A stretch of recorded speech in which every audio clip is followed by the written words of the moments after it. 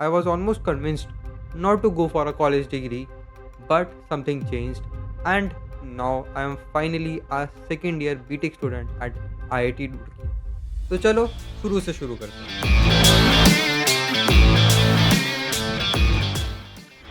19 मार्च 2020, एक दिन पहले ही मेरे स्कूल बोर्ड्स के एग्ज़ाम ख़त्म हुए होते हैं।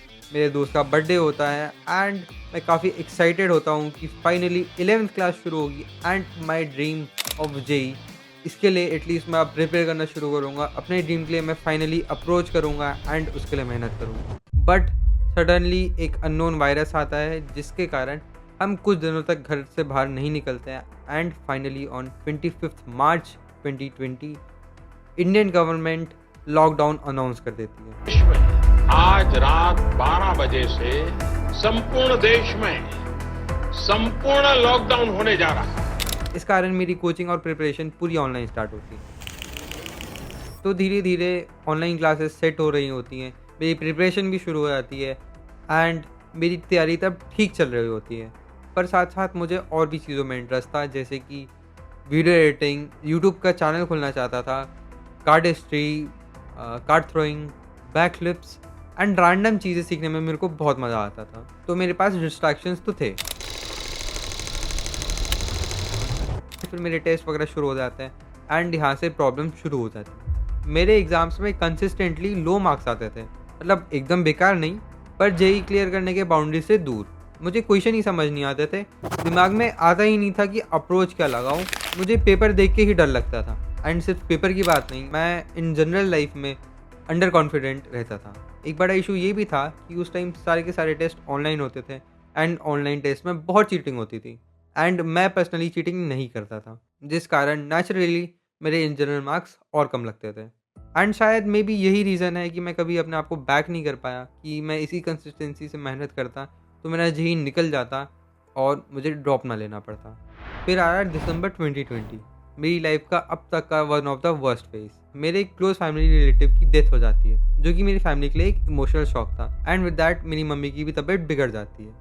हम डॉक्टर को दिखाते हैं तो वो चेक करके बोलता है कि डेंगू है एंड वो उनको सलाइन चढ़ाने को बोलता है। सलाइन चढ़ाने के बाद भी 2-3 दिन तक कोई इंप्रूवमेंट नहीं होता, तो हम खुद डिसाइड करके इमरजेंसी में दिल्ली जाते हैं एंड वहाँ फाइनली डायग्नोस होता है कि हाँ, उनको कोविड है। सो कोविड का ट्रीटमेंट शुरू होते ही विद इन फ्यू डेज़ उनकी तबीयत ठीक होने लगती है। पर इस सब के बीच मेरी पढ़ाई का पूरा फ्लो बिगड़ जाता है। मैं ट्राई करता भी था तो मेरा पढ़ाई में मन नहीं लगता था।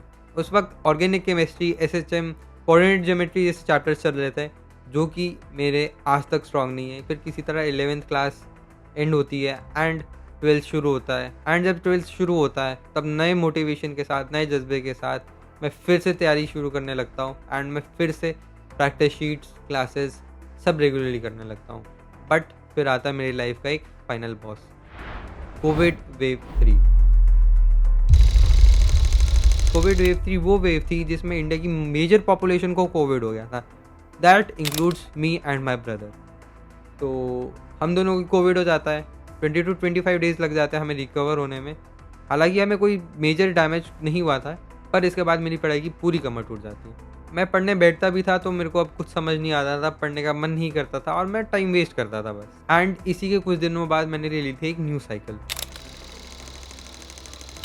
मुझे वो साइकिल इतनी पसंद आ गई थी कि मुझे साइकिलिंग का अलग ही शौक हो गया था। मैं 15-15 किलोमीटर तक साइकिलिंग करता था सिर्फ एक दिन में।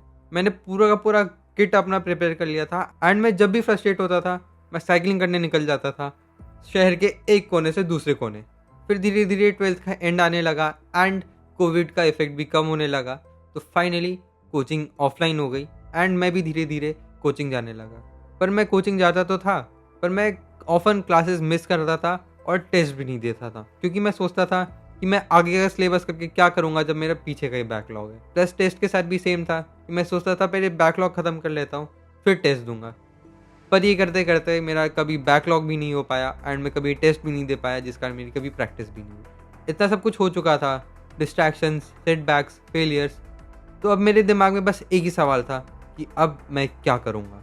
मेरे दिमाग में बहुत सारी चीज़ें चल रही थी, पर मैंने फिर भी जेईई मेंस का फर्स्ट अटेम्प्ट दिया